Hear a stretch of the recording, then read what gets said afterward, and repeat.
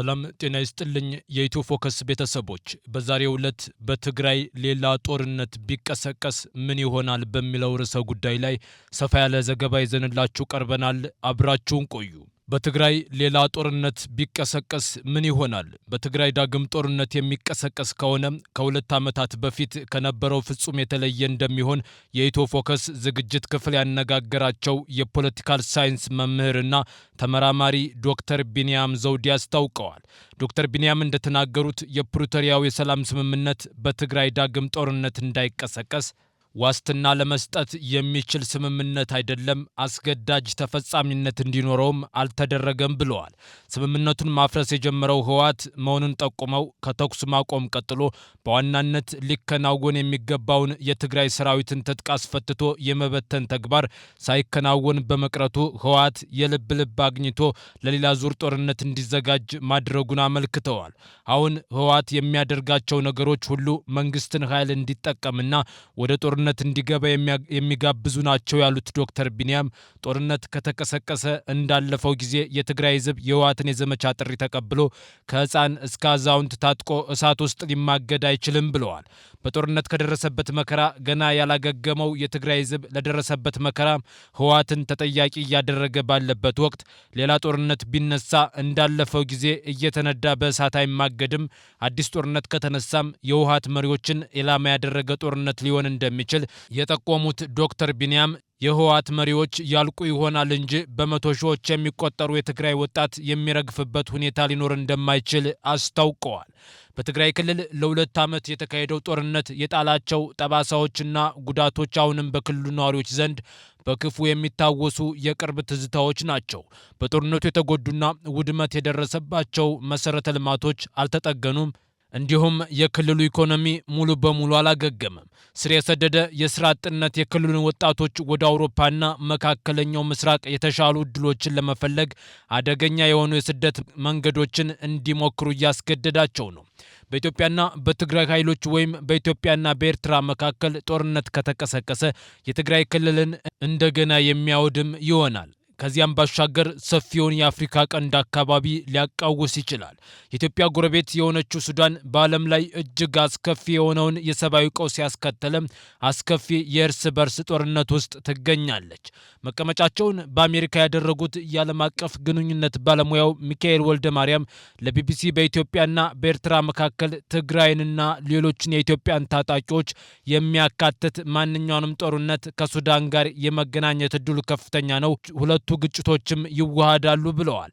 በሰሜን ኢትዮጵያ ደም አፋሳሽ ጦርነት ካበቃ ከ3 ዓመት በኋላ ዳግም ጦርነት ይቀሰቀሳል የሚለው ፍራቻ በርካቶች ትግራይን ለቀው እንዲወጡ እያደረገ ነው።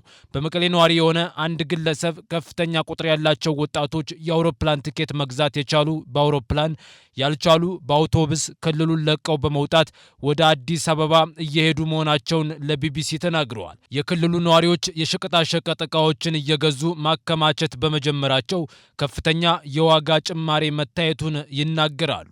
በክልሉ የሚገኙ ባንኮች የገንዘብ እጥረት ስላጋጠማቸው አንድ ሰው በቀን ማውጣት የሚችለው 2000 ብር ብቻ እንዲሆን ማድረጋቸውን ነዋሪዎች ጨምረው ገልጸዋል።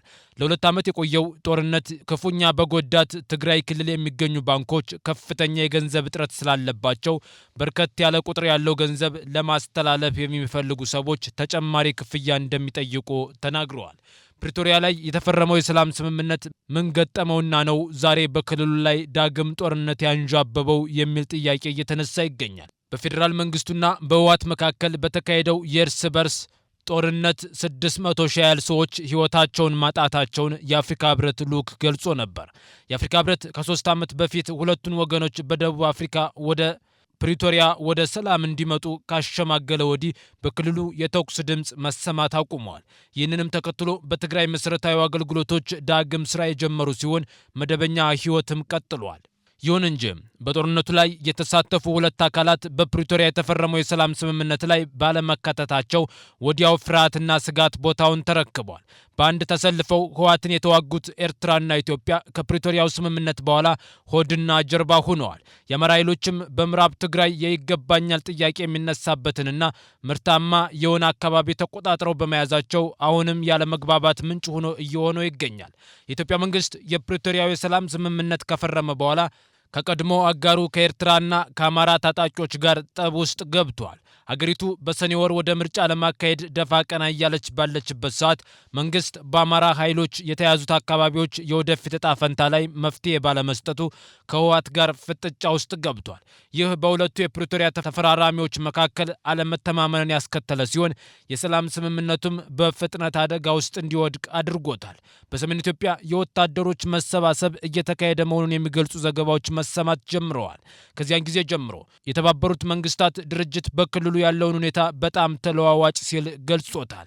በጥር ወር መጨረሻ ላይ በአማራ ቁጥጥር ስር ባሉ አካባቢዎች የትግራይ ክልል ታጣቂዎች ለመመለስ ያደረጉትን ሙከራ ተከትሎ ከሀገሪቱ መከላከያ ጋር ለአጭር ጊዜ ግጭት ተከስቶ ነበር። የድሮን ጥቃቶች በክልሉ ውስጥ ጉዳት እያደረሱ ሲሆን ወደ ትግራይ ከተሞች የሚደረጉ በረራዎችም ለአንድ ሳምንት ያህል ተቋርጠው ቆይተዋል። ኤርትራ የትግራይ ኃይሎችን ትደግፋለች ስትል የምትከስ ሲሆን ኤርትራ ግን ውንጀላውን ውድቅ አድርጋለች።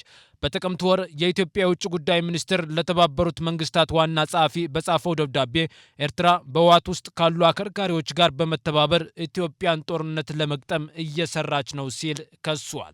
ባለፈው ሳምንት የህወሓት ሊቀመንበር ደብረጽዮን ገብረ ሚካኤል በትግራይ ላይ ጦርነት እያንዣበበ መሆኑንና ህዝቡም የሚቃጣበትን ጥቃት በመቋቋም ህልውናውን ለማስጠበቅ ራሱን የመከላከል ግዴታ እንዳለበት ተናግረዋል። ህወሓት በበኩሉ የፕሪቶሪያው ስምምነት ተጨናግፏል የሚል ቅሬታ እያሰማ ይገኛል። ህወሓት ለ2 ዓመት የተካሄደውን ደም አፋሳሽ ጦርነት ተከትሎ ያጣቸው አወዛጋቢ ስፍራዎች እንዲመለሱለት ይፈልጋል። በግጭቱ ወቅት ወደ 1 ሚሊዮን የሚጠጉ ሰዎች ከነዚህ አካባቢዎች ተፈናቅለው በመላው ትግራይ ውስጥ በሚገኙ ጊዜያዊ መጠለያዎች ውስጥ በአስከፊ ሁኔታ ይኖራሉ። ላለፉት 5 ዓመታት እነዚህ ተፈናቃዮች ወደ ቀያቸው መመለስ አልቻሉም። በዚህ ሳምንት መጀመሪያ ላይ የፌዴሬሽን ምክር ቤት በአማራና በትግራይ ክልሎች መካከል አከራካሪ በሆኑ ቦታዎች ከትግራይ ክልላዊ መንግስት ውጭ ሆነው ለብቻቸው በቀጥታ ለህዝብ ተወካዮች ምክር ቤት ምርጫ እንዲደረግ መወሰኑን የኢትዮጵያ ብሔራዊ ምርጫ ቦርድ ማስታወቁን ተከትሎ በትግራይ ፖለቲከኞች ዘንድ ቅሬታ ፈጥሯል። በጦርነቱ ወቅት አሸባሪ ተብሎ የተፈረጀው ህወሓት እንደ ፖለቲካ ፓርቲ ህጋዊ እውቅና የሌለው ሲሆን ይህም እንዲመለስለት ይፈልጋል። በአውሮፓውያኑ 2022 የኢትዮጵያ መንግስትና ህወሓት ወደ ሰላም ጠረጴዛ እንዲመጡ ያደረገው በተለይም ከአሜሪካ የሚመጡ የዲፕሎማሲ ጫና ነበር። የባህረ ሰላጤው ሀገራት አሁን በአካባቢው የበለጠ ተሳትፎ እያደረጉ ስለሆነ ከነሱ የሚመጣ ጫና ሌላው ሊኖር የሚችልን አስከፊ ግጭትን ሊያስቀር የሚችል መንገድ ነው። የተባበሩት አረብ ኤሚሬትስ ከአዲስ አበባ ጋር የጠበቀ ግንኙነት ያላት ሲሆን ተቀናቃኟ ሳውዲ አረቢያ ደግሞ ከአስመራ ጋር የቅርብ ወዳጅ መሆኗ ይታሰባል። ይሁን እንጂ የዓለም አቀፍ ግንኙነት ምሁሩ ሚካኤል ብሩህ ተስፋ አይታያቸውም። በዚህ ጊዜ የአፍሪካ ህብረት የሚፈልገው አቅም የለውም ሲል የአሜሪካ ትኩረት በሌላ ቦታ ላይ በመሆኑና የባህረ ሰላጤው ሀገራትም መከፋፈላቸውን ገልጸዋል።